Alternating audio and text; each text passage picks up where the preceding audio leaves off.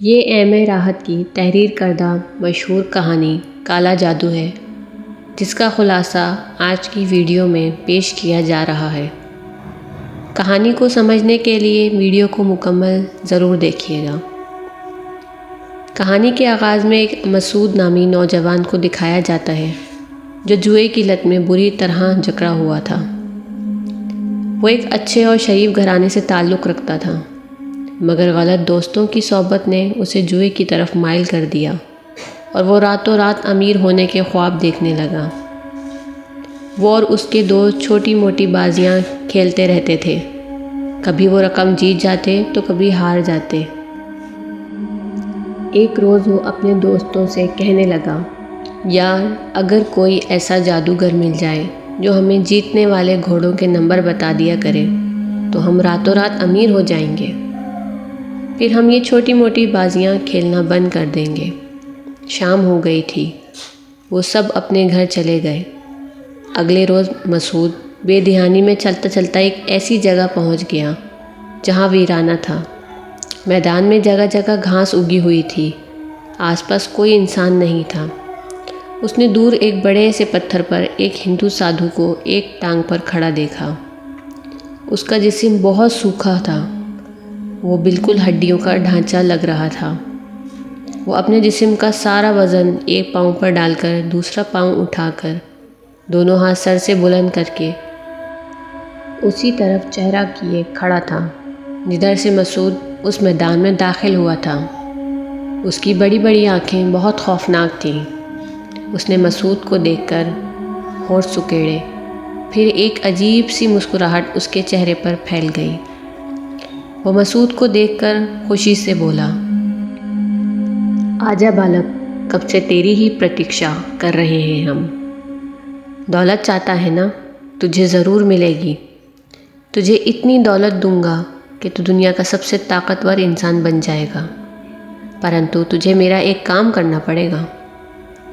مسعود یہ دیکھ کر حیران رہ گیا کہ کچھ بتائے بنا وہ سادھو اس کی مدد کرنے کو تیار ہو گیا تھا، اور وہ یہ بھی جانتا تھا وہ کس مقصد کے تحت وہاں آیا تھا۔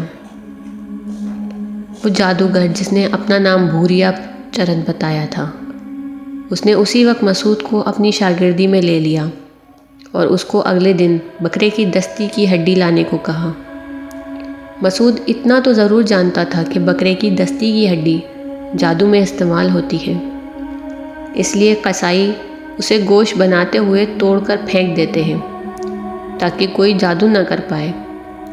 اس کا حال اس نے کچھ یوں نکالا کہ اس نے سوچا رکھا تھا کہ اگلے دن بکرے کی اگلی ٹانگ قصائی سے لے آئے گا، لیکن اس کے دل میں یہ خوف بھی تھا کہ کہیں قصائی اس کے باپ کو نہ بتا دے، مگر دولت کے لالچ میں دل سے خوف کم ہو گیا تھا۔ اگلے دن وہ وقت پر اسی جگہ پہنچ گیا جہاں اس کی ملاقات بھوریا چرن سے ہوئی تھی۔ بھوریا چرن نے اسے حکم دیا کہ وہ اس ٹانگ میں سے دستی کی وہ چھوٹی سی ہڈی علیحدہ کر لے۔ مسعود وہیں چھرا لے کر بیٹھ گیا اور پہلے بکرے کی ٹانگ سے کھال اتاری، پھر اس کی بوٹیاں کاٹنے لگا۔ بالآخر اس نے وہ ہڈی صحیح اور سالم حالت میں نکال لی تھی۔ اس میں اسے بہت محنت کرنی پڑی تھی، مگر وہ خوش تھا کہ اس کے بعد اس کے ہاتھ بہت ساری دولت آ جاتی۔ بہرحال بھوریا چرن نے اس کے ہاتھ سے وہ ہڈی لے لی اور کوئی منتر پڑھنے لگا۔ جب اس کا عمل مکمل ہوا تو اس نے مسعود کو ایک چھوٹا سا تھیلا پکڑاتے ہوئے کہا، تو نے پیر بھاگن کا مزار دیکھا ہے؟ مسعود جلدی سے بولا، میرا بچپن وہیں گزرا ہے۔ بھوریا چرن خوش ہو کر بولا، یہ لے، اور کل اسے بھاگن دوارے لے جانا۔ تجھے کچھ نہیں کرنا، بس وہاں جا کر اس کو کہیں چھپا دینا، پھر تیرا کام ختم ہو جائے گا اور میں تجھے اتنی دولت دوں گا کہ تو سوچ بھی نہیں سکتا۔ مسعود نے اس سے وہ تھیلا لے لیا اور اپنے گھر آ گیا۔ اس میں کوئی چھوٹی سی چیز تھی، وہ اسے کھول کر دیکھنا چاہتا تھا، مگر اس کی ہمت نہیں پڑ رہی تھی۔ اگلے دن وہ پیر بھاگن کے مزار پہنچ گیا۔ اس وقت وہاں سناٹا تھا اور کوئی بھی نہیں تھا۔ وہ مزار کی سیڑھیاں چڑھ رہا تھا۔ جیسے جیسے وہ سیڑھیاں چڑھ رہا تھا اسے اپنی جیب بھاری ہوتی ہوئی محسوس ہو رہی تھی۔ پھر اسے یوں محسوس ہونے لگا کہ اس کی جیب میں حرکت پیدا ہو رہی ہے۔ جب وہ آدھے مزار کی سیڑھیاں چڑھ چکا ایک بہت خوفناک چیز دیکھی۔ اس کی جیب میں جو تھیلا تھا وہ بول رہا تھا۔ اس نے ڈرتے ڈرتے وہ تھیلا نکال کر کھول کر دیکھا تو اس میں ایک چھوٹا سا کپڑے کا پتلا تھا۔ وہ منمناتی ہوئی آواز میں کچھ کہہ رہا تھا۔ مسعود نے غور سے سنا تو وہ کہنے لگا کہ لے چل، ہمیں اوپر لے جا۔ وہ آواز اتنی ہلکی تھی کہ غور کرنے پر سنائی دیتی تھی۔ مسعود کو غور کرنے پر پتہ چلا کہ یہ بھوریا چرن کی آواز ہے۔ اس نے ڈر کے مارے وہ پتلا وہیں پھینک دیا اور وہاں سے بھاگنے لگا۔ پھر اسے کچھ ہوش نہیں تھا۔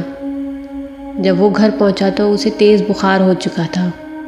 اس کے گھر والوں نے اس سے پوچھنے کی کوشش کی کہ کیا ہوا تھا۔ تب اسے معلوم ہوا کہ اس کی زبان حرکت نہیں کر رہی۔ تقریباً 1 ہفتے تک وہ شدید بیمار رہا۔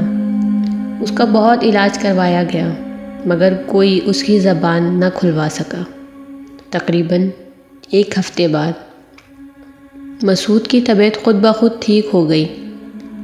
تب بھوریا چرن اسے پہلی مرتبہ مکڑی کی شکل میں دکھائی دیا اور اس نے اسے سمجھایا کہ ابھی اس نے محض ایک چھوٹی سی سزا دی ہے۔ اگر مسعود اس کی بات نہیں مانے گا تو اس کا انجام بہت برا ہوگا۔ مگر مسعود نے اس کی بات نہیں مانی۔ پھر گھر میں خوفناک واقعات شروع ہو گئے۔ ایک مرتبہ اس کی بہن شمسا غسل خانے میں نہانے کے لیے گئی تو اس کی چیخ سن کر مسعود کی امی وہاں بھاگتی ہوئی گئیں۔ انہوں نے کسی کو بھی وہاں جانے سے روک دیا۔ تھوڑی دیر بعد شمسا کو دیکھ کر مسعود کے ہوش اڑ گئے۔ شمسا بخار میں پھنک رہی تھی۔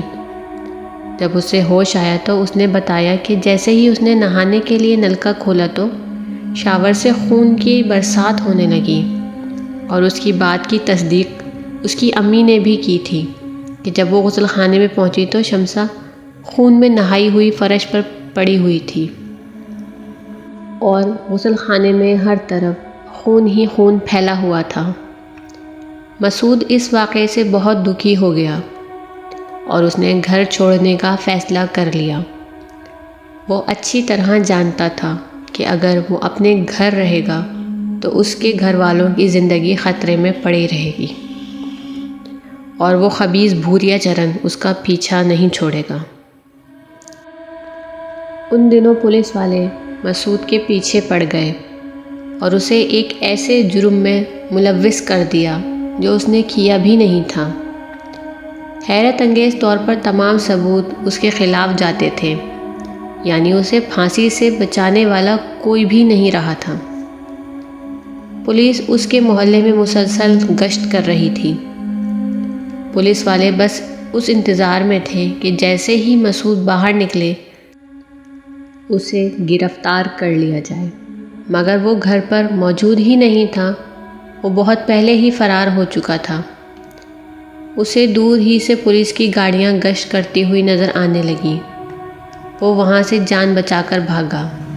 اس وقت اسے صرف اپنی جان کی پرواہ تھی۔ وہ بھاگتے بھاگتے پتہ نہیں کتنی دور نکل آیا۔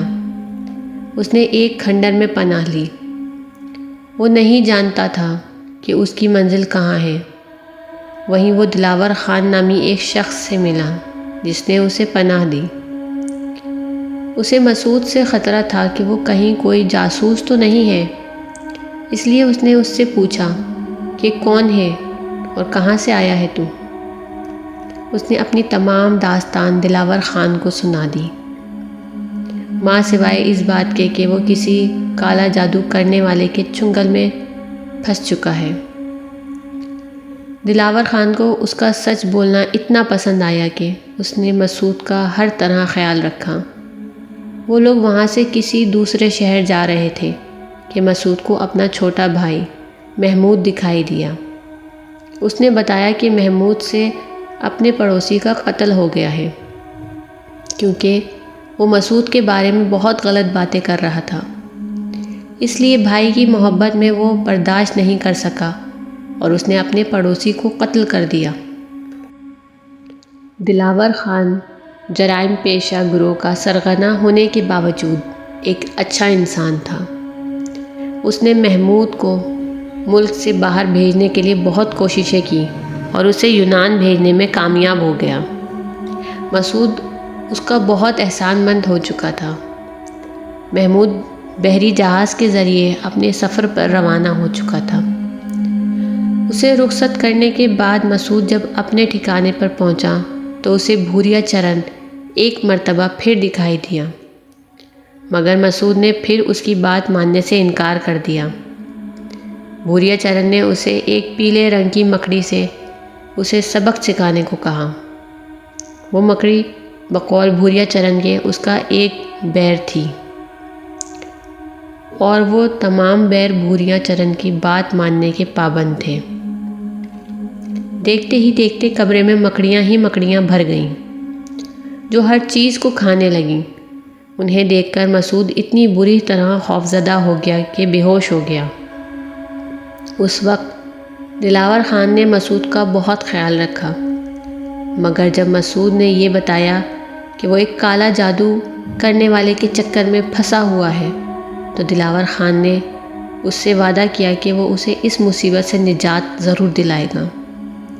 وہ دلاور خان کے ساتھ ٹرین میں سوار ہوا کہ اچانک ٹرین میں دھماکہ ہونے کی آواز آئی۔ ہر طرف آگ کے شعلے بلند ہو رہے تھے۔ پھر اسے کچھ ہوش نہیں رہا۔ جب اسے ہوش آیا تو اسے کوئی رتنا کہہ کر پکار رہا تھا۔ پھر اسے معلوم ہوا کہ وہ کسی کوٹھے پر ہے اور وہاں اس کی بہت سارے شناسہ نکل آئے ہیں۔ وہ کسی کو نہیں پہچان رہا تھا مگر سب اس کو پہچانتے تھے۔ اسی طرح اسے پھول بیچنے والے سے یہ معلوم ہوا کہ وہ 5 سال سے یہیں رہ رہا ہے، مطلب اس خبیث بھوریا چرن نے اس کی زندگی کے 5 سال ضائع کر دیے تھے۔ اسے دلاور خان کی یاد آئی کہ کس طرح وہ اسے بھوریا چرن سے چھٹکارا دلانے جا رہا تھا مگر خود ٹرین حادثے میں ہلاک ہو گیا۔ اس کو یاد کر کے مسعود بے حد دکھی ہوا۔ پھر کہانی میں ایک ایسا موڑ بھی آیا جب اسے ایک ہندو نے امید کی کرن کا بتایا۔ اس کے مطابق امید کی کرن تلاش کرنے کے لیے وہ زندگی میں پہلی مرتبہ بہت تیزی سے دوڑا، مگر کامیابی اس کا مقدر بن گئی اور اسے ایک دوسرا موقع دیا گیا تاکہ وہ اپنے دین کو بچا سکے، اور اس طرح سے جینے کا ایک مقصد ملا۔ اس کا سفر چلتا رہا۔ اسے ٹرین کے سفر کے دوران ایک بزرگ کی طرف سے ایک کمبل عنایت ہوا۔ اس کمبل کی بدولت اسے کافی معلومات اور رہنمائی ملتی رہی۔ وہ جب بھی کمبل اوڑھ کر سوتا اور اسے جہاں جانے کے لیے کہا جاتا وہ وہیں کی گاڑی پکڑ لیتا تھا، اور جو لوگ مصیبت زدہ ملتے تھے ان کی تکالیف سنتا تھا، پھر کمبل اوڑھ کر سو جاتا تھا۔ اسے جو بھی خواب آتا تھا اس حساب سے لوگوں کی مدد کر دیتا تھا۔ اسے راستے میں بے شمار لوگ ملے، جن میں ایک بزرگ رحمت اللہ علیہ جنہوں نے بھوریا چرن کو دھول چٹا دی۔ وہ اس کہانی میں بہت اہم کردار رکھتے ہیں۔ اس کے علاوہ اس نے ایک کالا جادو کرنے والے جادوگر گنگولی کو بھی دین کا راستہ دکھایا، اور پوجا اور گووندا نام کے 2 محبت کرنے والوں کو ملوا دیا۔ اس نے ایک مسلمان گھرانے کی بھی مدد کی، مگر جب اسے اپنے اہل خانہ کا فریب دکھایا گیا تو اس سے وہ ساری طاقتیں چھین لی گئیں، کیونکہ بھوریا چرن نے دھوکے سے اسے 7 انسانوں کی بلی کا خون پلا دیا تھا، اور اس کی وجہ یہی تھی کہ اس نے اپنے گناہ کی تلافی کو بھلا دیا تھا، اور اس نے بہت عرصے تک زمانے کی ٹھوکریں کھائی تھیں، اور ایک وقت ایسا بھی آیا کہ اسے ہندوانہ نام اپنانا پڑا۔ اسے بارہا چاہنے والوں کا فریب دیا گیا، مگر وہ ان کے فریب میں نہیں آیا۔ لیکن جب اس کے ماموں کا فریب اس کو دیا گیا، تب بھوریا چرن اپنے ارادوں میں کامیاب ہو گیا۔ یہی وہ وقت تھا جب اس نے مسعود کو دھوکے سے 7 انسانوں کا خون پلا دیا اور اس کے اندر کا دین دھو ڈالا۔ اسے سفر کے دوران ایک ایسی لڑکی بھی ملی جن کا کاروبار بھوریا چرن کے جادو کی وجہ سے ہی چل رہا تھا، اور وہ لوگ جادو کو جائز بھی سمجھتے تھے۔ اس نے اس لڑکی کی مدد کی۔ اس کا نام کوشلیہ تھا۔ اس نے مسعود کو بھائی بنا لیا تھا۔ اسے پہلے اس لڑکی کی حقیقت نہیں معلوم تھی، مگر جب اسے یہ معلوم ہوا کہ بھوریا چرن ان کا مذہبی پیشوا ہے تو مسعود وہاں سے جانے کی ضد کرنے لگا، جبکہ بھوریا چرن اس پر اپنا مقصد تھوپ رہا تھا۔ جب اس نے صاف انکار کر دیا تو بھوریا چرن نے مسعود کو وہاں سے ذلیل اور رسوا کر کے نکال دیا۔ اسے ایک مقام پر ایک ایسا لڑکا بھی ملا جس کا نام اکرام تھا، اور وہ بھوریا چرن کا ستایا ہوا تھا۔ وہ مسعود کو قتل کرنے کے لیے اس کے اوپر 2 مرتبہ حملہ کر چکا تھا، مگر مسعود نے اس کو پناہ دی اور اپنا بھائی بنا کر رکھا۔